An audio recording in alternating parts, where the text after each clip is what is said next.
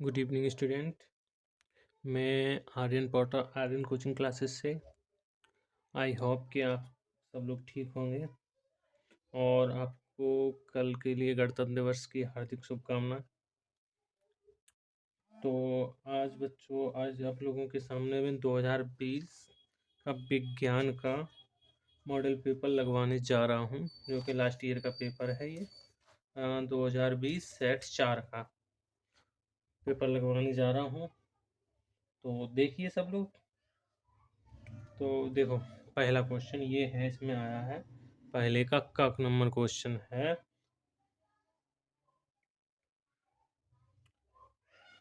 कि अंतरिक्ष यात्रियों को आकाश दिखाई देता है। बेटा, अंतरिक्ष यात्रियों से जो आकाश दिखाई देगा वो काला दिखाई देगा, काला दिखाई देगा। ठीक है। दूसरा क्वेश्चन है ख नंबर।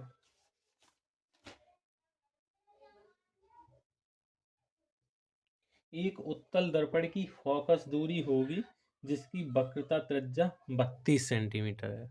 बेटा, एक उत्तल दर्पण की फोकस दूरी पूछ रहा है। हमें पता है कि फोकस दूरी बराबर का होता है फोकस दूरी। फोकस दूरी क्या होती है? वक्रता त्रिज्या की आधी दूरी। वक्रता त्रिज्या बट्टे 2, मतलब वक्रता त्रिज्या की आधी दूरी का कहलाती है फोकस दूरी।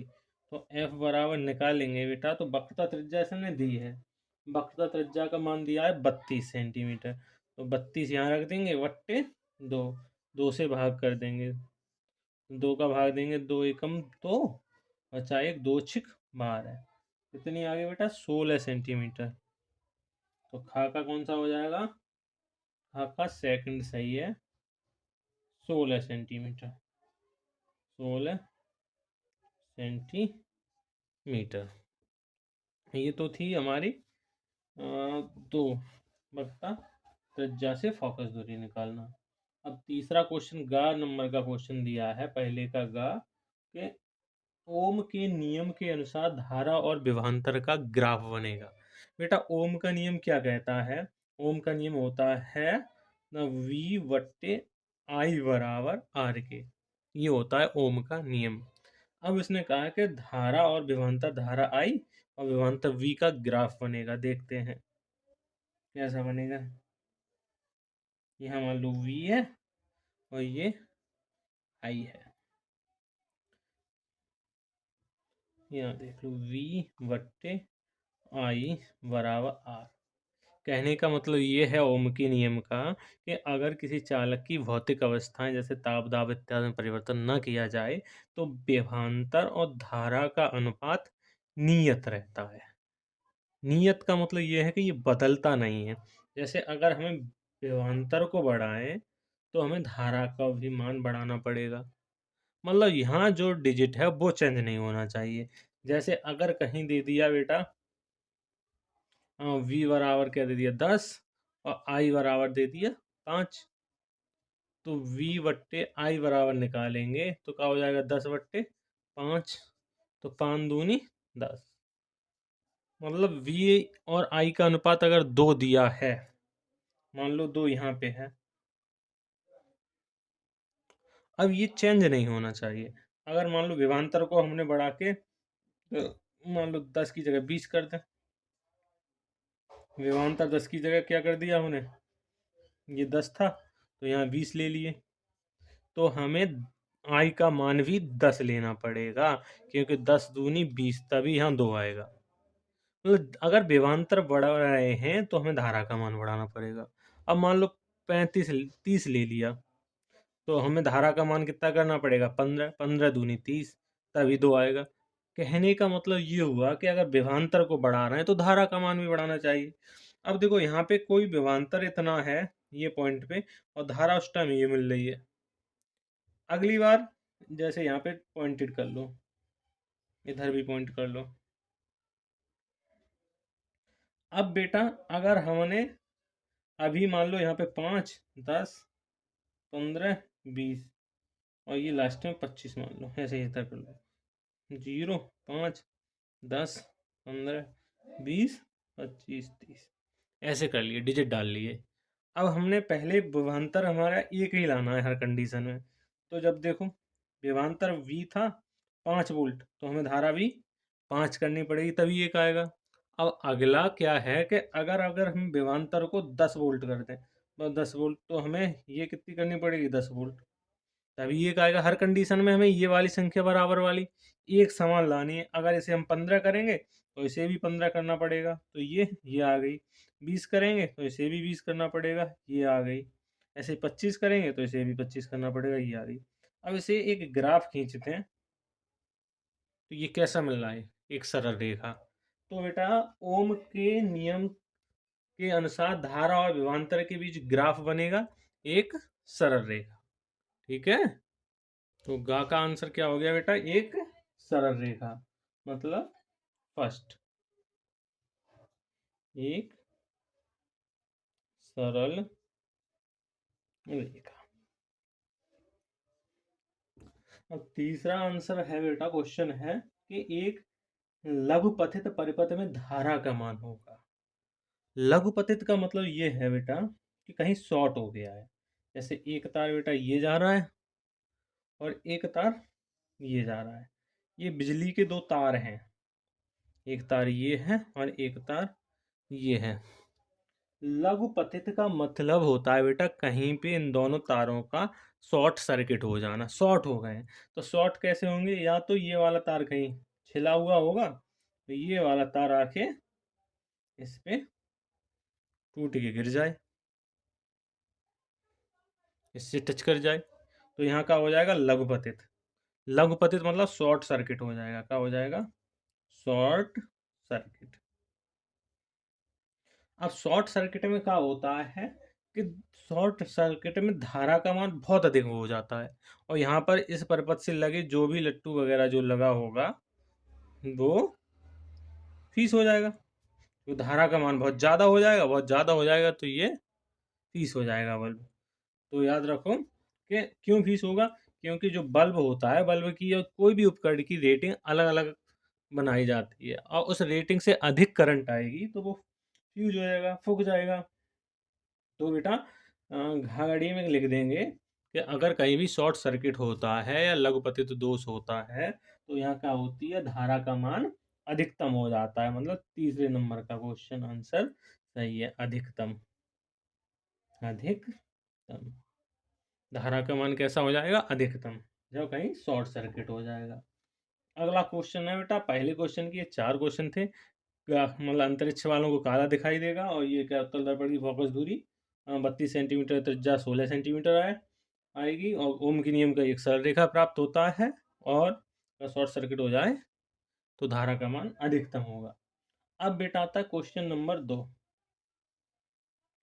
क्वेश्चन नंबर 2 का जो पहला क्वेश्चन है का नंबर का, वो ये कह रहा है कि यदि मिट्टी के तेल और तारपीन के तेल तथा जल के अपवर्तनांक क्रमशः, मिट्टी के तेल और तारपीन के तेल तथा जल के अपवर्तनांक क्रमशः 1.44, ये क्या दे दिया, मिट्टी के तेल का, मिट्टी के तेल का अपवर्तनांक, का अपवर्तनांक, मिट्टी के तेल का अपवर्तनांक दे दिया बेटा 1.44, ये मिट्टी के तेल का अपवर्तनांक दे दिया।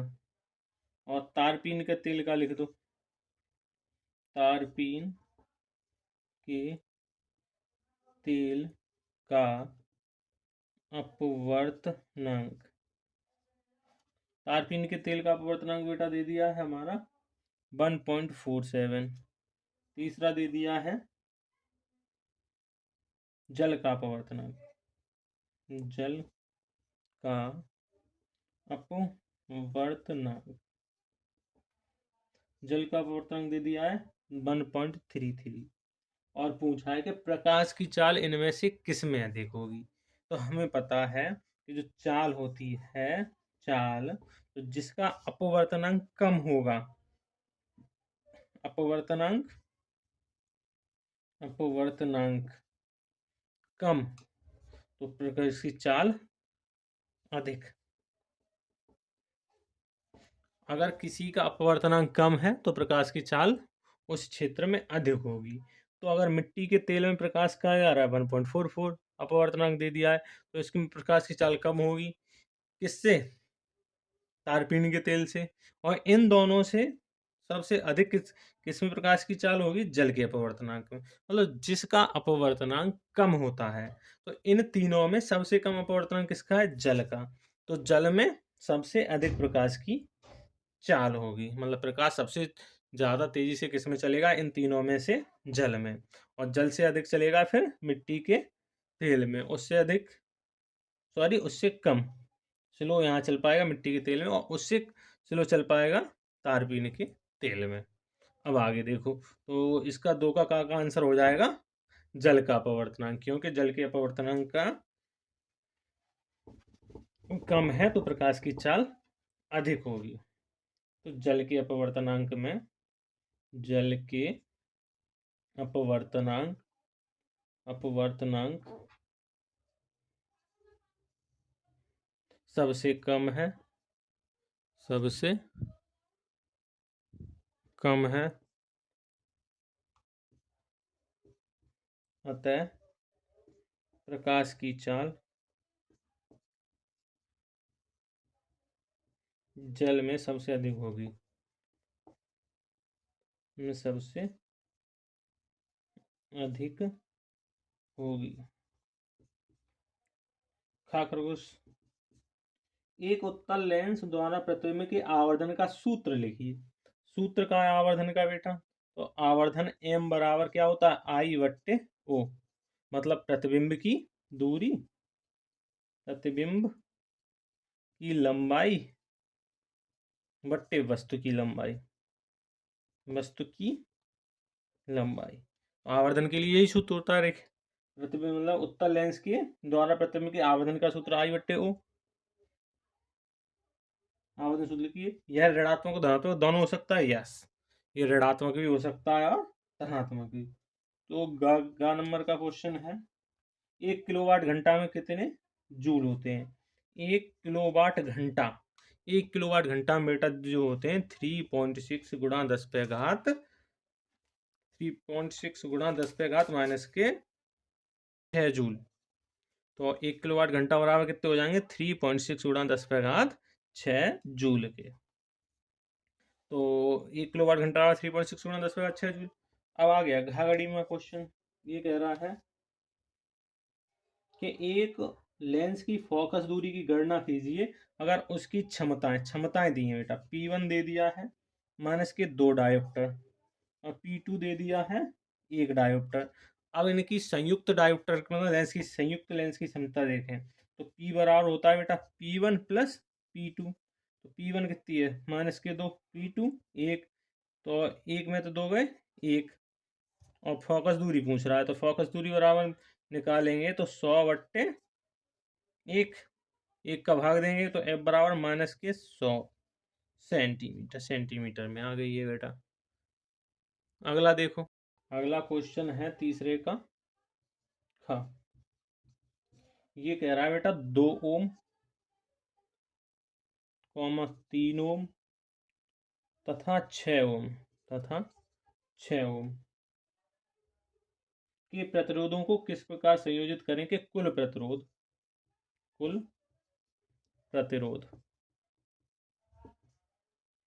पहला 4 ओम आए, दूसरा 1 ओम आए, ये देखना है। तो देखते हैं, तो इसे देखते हैं। दो पहला क्वेश्चन लिख लो, 2 ओम, 3 ओम और 6 ओम, तो कुल प्रतिरोध कितना आना चाहिए? 4 ओम। तो देखो बेटा 4 ओम कब आ सकता है? देखो 2 ओम इस कंडीशन में देखो, ये 2 ओम हो गया, ये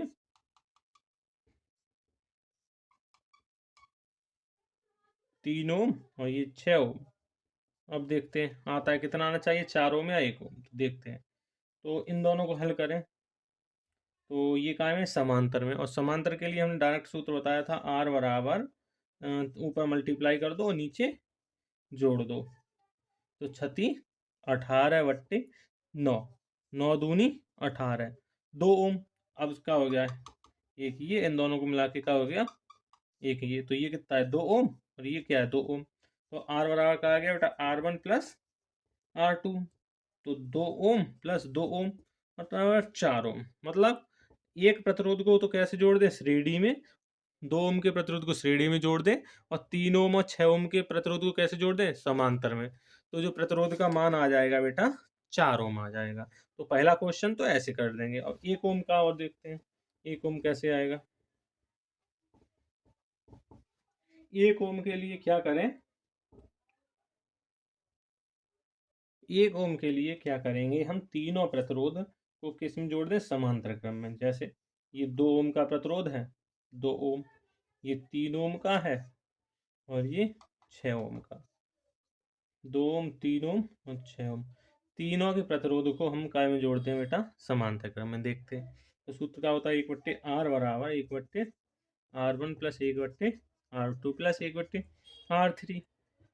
1/R बराबर, तो 1/R1 की जगह 2, R2 की जगह 3, R3 की जगह 6। 1/R बराबर लासा ले लें 6, तो 2 3 6, 3 दूनी 6, 6 एकन 6। तो 1/R बराबर 3 2 5 और 1 6/6, 6 एकन 6। तो R बराबर बेटा क्या आ गया, 1 ओम। मतलब 1 ओम लाने के लिए हमें तीनों प्रतिरोधों को किस में जोड़ना होगा, समांतर क्रम में। अगला क्वेश्चन देखिए।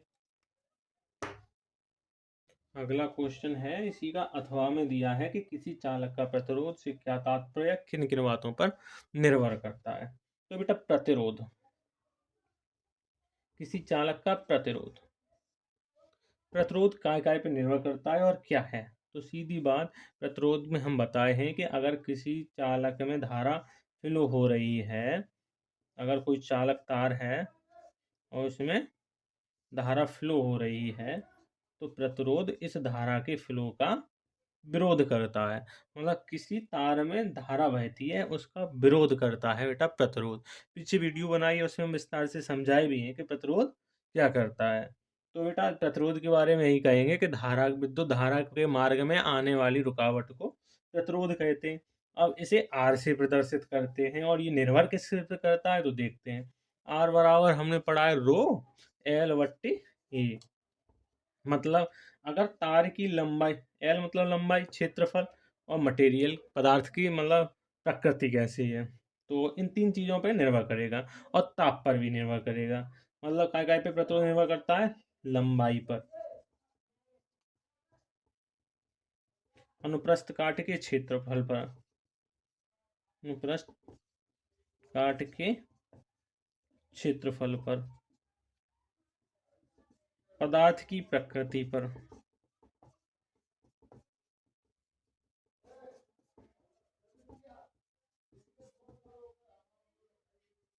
ताप पर। ये 4 पॉइंट हैं जिस पे प्रतिरोध निर्भर करेगा। जैसे अगर तार की बेटा लंबाई इतनी है तो इसका प्रतिरोध कम है, अगर लंबाई बढ़ा दें तो तार का प्रतिरोध भी बढ़ जाता है। मतलब किसी तार की लंबाई बढ़ाने से तार का प्रतिरोध बढ़ जाता है। अनुप्रस्थ काट का क्षेत्रफल, अब जितनी मोटाई का क्षेत्रफल होगा इस तार का, अब उसको मोटा और ज़्यादा कर देंगे तो ज़्यादा क्षेत्रफल हो जाएगा। तो अनुप्रस्थ काट के क्षेत्रफल पर भी निर्भर करता है। और काट का क्षेत्रफल बढ़ जाएगा तो प्रतिरोध घट जाएगा। पदार्थ की प्रकृति, अगर मान लो तांबे का तार है, चांदी का तार है, अलग-अलग पदार्थ की प्रकृति अलग-अलग होती है। तो चांदी के तार में सबसे अच्छी धारा फ्लो हो सकती है, तो उसमें प्रतिरोध कम होता है। तो जिसमें प्रतिरोध कम होता है उसमें धारा अधिक बहती है। तो ये पदार्थ की प्रकृति पर भी निर्भर करता है। ताप पर, अगर ताप बढ़ेगा तो बेटा पदार्थ का प्रतिरोध भी बढ़ेगा। तो ताप पर भी निर्भर करता है। अब ये तुम्हारे फिजिक्स के सेक्शन का लास्ट क्वेश्चन है। तो इसमें क्या पूछा है बेटा, पहला क्वेश्चन इसमें ये पूछा है कि ए और बी बिंदुओं के बीच तुल्य विभवांतर, मतलब ए से लेके बी तक के बीच का विभवांतर, सॉरी प्रतिरोध, तुल्य प्रतिरोध बताइए। तो प्रतिरोध के क्या बचे है, इन दोनों को बेटा काय में, ये समांतर में। और समांतर के लिए सीधे सीधे क्या करते हैं हम, 4 × 4 और नीचे 4 + 4, तो 4 × 6 = 16 और 8, तो 8 दूनी 16, मतलब 2 ओम आ गया, इन दोनों को मिला के 2 ओम। और ये 4 ओम, तो अब इन दोनों को मिला के एक तार बन जाएगा, और एक तार तो ये काय में आ जाएंगे बेटा, श्रेणी क्रम में। अब श्रेणी क्रम के लिए हम क्या लगाते हैं, R बराबर R1 प्लस R2। तो एक 2 आ गए और दूसरे 4 हैं, तो टोटल क्या आ गए, 6 ओम। टोटल कितना प्रतिरोध आ गया, 6 ओम। तो पहला क्वेश्चन तो ये है। और दूसरा क्वेश्चन ये दिया है बेटा कि धारा का मान बताइए। अब ये यहाँ से यहाँ तक का पूरा प्रतिरोध का आ गया 6 ओम, और वो बैटरी कितने की है, 6 वोल्ट की। तो हमें पता है बेटा V बराबर IR होता है। तो V बट्टे, अब हमें I निकालनी है, तो I बराबर निकालेंगे तो V बट्टे R हो जाएगा। तो V कितना है निकला है, दिया है 6 वोल्ट, R हमारा 6 निकला है, तो 6 से 6 घट गए, 1 एम्पियर हमारी धारा का मान निकल आएगा। तो आज का सेक्शन यहीं ख़त्म करते हैं। तो ये मैंने फिजिक्स का तुम्हारा फिजिक्स का पोर्शन करा दिया। केमिस्ट्री के लिए फिर किसी दिन देखते हैं, तब के लिए धन्यवाद। तो ये विज्ञान 2020 की 824 एएनएम का फुल पेपर का सॉल्यूशन मैंने आपको करा दिया है फिजिक्स का, तो सभी लोग देख लीजिए।